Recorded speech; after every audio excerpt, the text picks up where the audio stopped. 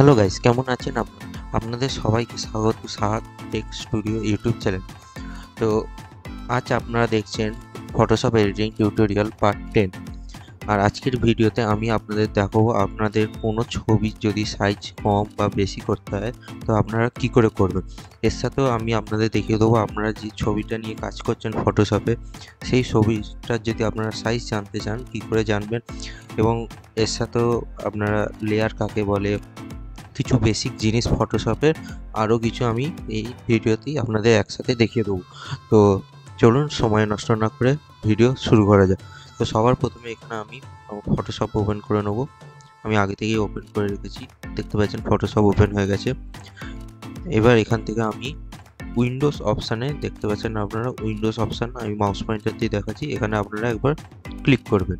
আপনারা এখানে উইন্ডোজ অপশানে যাবেন। উইন্ডোজ অপশানে যাওয়ার পর আপনারা এখান থেকে আমি আপনাদের দেখিয়ে দিচ্ছি। আপনারা এখান থেকে দেখতে পাচ্ছেন একটা অপশান, এখানে লেয়ার্স বলে একটা অপশান এখানে আপনারা দেখতে পাচ্ছেন। আপনারা উইন্ডোজে যাবেন। উইন্ডোজে যাওয়ার পর এখানে লেয়ার্স বলে একটা অপশান দেখতে পাচ্ছেন। এটার উপর আপনারা যদি এখানে টিক না করা থাকে তাহলে আপনারা এখানে টিক করে দেবেন। আমি এখানে টিক করে দিলাম। টিক করার পর আপনাদের সামনে এরকম একটা উইন্ডো চলে আসবে। এখানে আপনারা আপনাদের যতগুলো লেয়ার বসিয়েছেন সব এখানে দেখতে পাবেন। তো আমি উদাহরণ হিসেবে আপনাদের দেখাচ্ছি একটুখানি। আমি এখানে একটা ছবি সিলেক্ট করে নিই। এখানে আমি এই দুটো ছবি সিলেক্ট করে নিলাম, এটাকে ওপেন করে নিলাম। এটা ওপেন হচ্ছে না। আমি এই ছবিটা সিলেক্ট করে নিলাম। সিলেক্ট করে নেওয়ার পর ওপেন করে নিলাম, এটা ওপেন হচ্ছে না।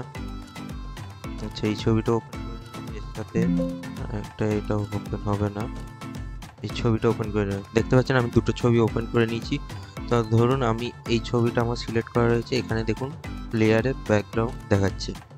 এবার এই ছবিটা আমি এর ওপর পেস্ট করলাম। দেখুন দুটো ছবি এখানে দেখা যাচ্ছে।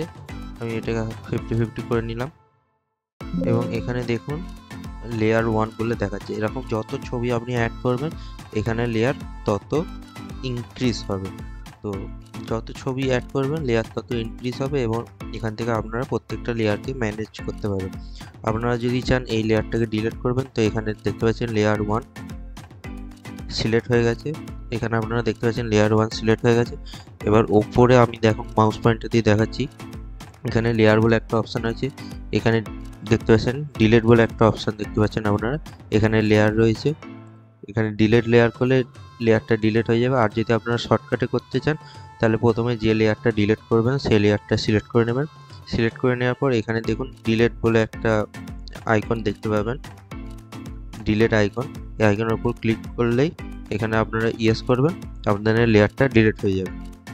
এরপরে আমি আপনাদের দেখাই যে আপনারা ধরুন এই ছবিটার সাইজ কত আছে আপনারা জানতে চান এই ছবিটা কত পিক্সেল বা কত সাইজ রয়েছে। তো এটা জানার জন্য এগুলো সব আমি আগের ভিডিওতে আপনাদের যখন টুলগুলো কি করে ইউজ করতে হবে শেখাচ্ছিলাম তখন এইগুলো আমি কিছু বলে দিয়েছি।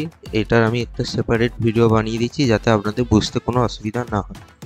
তো এই ছবিটা আপনারা সিলেক্ট করে নেবেন। সিলেক্ট করে নেওয়ার পর আমি মাউস পয়েন্টার দিয়ে দেখুন দেখাচ্ছি, ইমেজ বলে একটা অপশান রয়েছে উপরে টাস্ক বারে। দেখুন আমি মাউস পয়েন্টার দিয়ে দেখাচ্ছি, এই ইমেজের ওপর ক্লিক করবেন। ক্লিক করার পর একটুখানি নিচে এলেই আপনারা দেখতে পাবেন ইমেজ সাইজ, এটার উপর আপনারা ক্লিক করবেন। ক্লিক করার পর দেখুন আপনাদের সামনে একটা ডায়ালগ বক্স বা উইন্ডো ওপেন হয়ে গেল। তো এখানে দেখতে পাচ্ছেন পিক্সেল ডাইমেনশন এবং ডকুমেন্ট সাইজ দুটোই দেওয়া রয়েছে। পিক্সেল ডাইমেনশন মানে হচ্ছে এই ইমেজটার মধ্যে কতগুলো পিক্সেল রয়েছে, উইথ এবং হাইট। উইথের দেখুন এখানে রয়েছে 262, টোটাল উইথে 262 পিক্সেল রয়েছে এবং হাইটে 193 পিক্সেল রয়েছে। এবং ডকুমেন্টটার সাইজ উইথ হচ্ছে 9.24 সেমি এবং হাইট হচ্ছে 6.18 সেমি এবং রেজলিউশন 72। এবার যদি আপনি এখান থেকে চেঞ্জ করতে চান সাইজ সেটাও করতে পারেন। এখানে 262 আছে, আমি এটাকে 270 করে দিলাম এবং হাইটটাকে আমি 200 করে দিলাম এবার এখানে আপনারা ওকে করবেন, আপনাদের সাইজটা, ইমেজের যে সাইজটা রয়েছে সেটাও চেঞ্জ হয়ে যাবে। তাই দেখুন আমি ওকে করলাম, ইমেজের সাইজটা এখানে চেঞ্জ হয়ে গেল। এইভাবে আপনারা খুব সহজেই ইমেজের সাইজ চেঞ্জ করতে পারবেন। এবার এই ছবিটাকে আমি জুম করে নিলাম। জুম করে নেওয়ার পর আমি এটাকে এখান থেকে আপনারা জুম অপশানটা সিলেক্ট করে নেবেন, বা আপনাদের একটা শর্টকাট কিও দেখিয়ে দিচ্ছি। আপনারা কিবোর্ড থেকে জেড কিটা প্রেস করবেন, দেখবেন আপনাদের জুম অপশান এখানে সিলেক্ট হয়ে গেছে। এবার আমি ছবিটাকে এখানে জুম করছি। আচ্ছা, এটা মাইনাসে রয়েছে, আমি এখান থেকে প্লাস করে নিলাম। আপনারা খেয়াল রাখবেন, আমি মাউস পয়েন্টার দিয়ে ওপরে দেখাচ্ছি, দেখুন এখানে আপনারা খেয়াল রাখবেন যে এখানে আপনাদের মাইনাস অপশান সিলেক্ট রয়েছে না প্লাস অপশান সিলেক্ট করা থাকলে ছবিটা জুম হবে, জুম ইন হবে, এবং মাইনাস অপশান সিলেক্ট করা থাকলে ছবিটা জুম আউট হবে। তো আমি এখন ছবিটাকে জুম করছি। দেখুন আমি ডক্টর এপিজে আব্দুল কালামের এই ছবিটাকে জুম করছি।